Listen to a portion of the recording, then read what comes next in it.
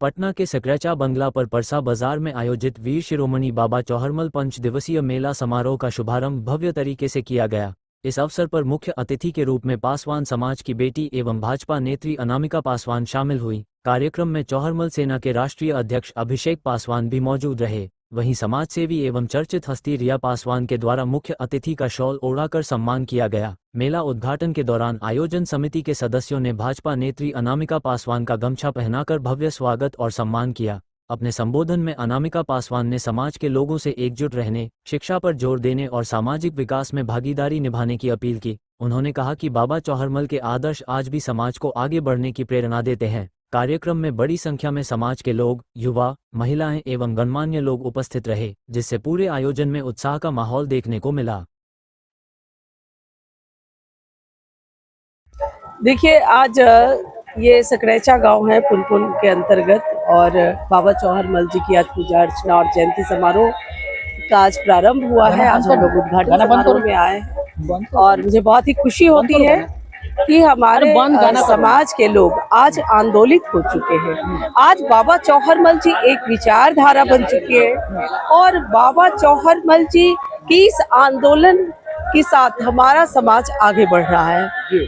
हम जिस तरह से बाबा चौहरमल जी ने 3 कस्में खाई थी कि जब तक हम जुल्म और अत्याचार को खत्म नहीं कर देंगे, बाया करवट सोएंगे, बर्तन में खाना बना हुआ नहीं खाएंगे और बाल ब्रह्मचर्य का पालन करेंगे। तो वो उस समय का काल था जब उन्होंने तलवार उठाई थी, क्योंकि वह जुल्म और अत्याचार का कालखंड था।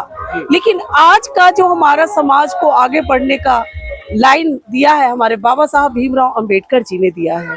तो हम एक हाथ में कलम रखने की भी ताकत रखते हैं और एक हाथ में तलवार भी रखने की ताकत रखते हैं। अगर कोई जुल्म और अत्याचार करता है तो हम तलवार भी उठा सकते हैं, और बाबा साहब भीमराव अंबेडकर जी के दिए हुए कलम की ताकत से हम आगे भी बढ़ना सीख रहे हैं। और हमें बहुत खुशी होती है जब हमारा समाज आगे बढ़ता है।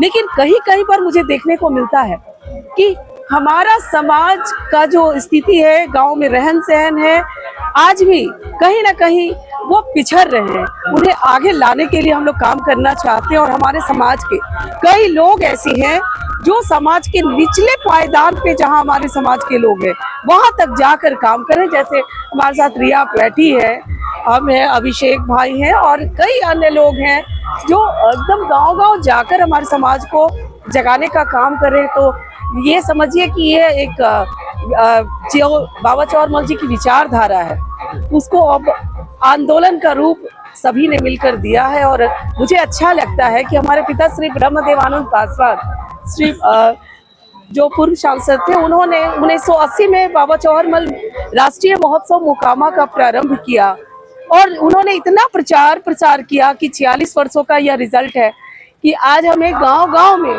बाबा चौहरमल जी की मूर्ति मिलती है और बाबा चौहरमल जी का मेला लगता है।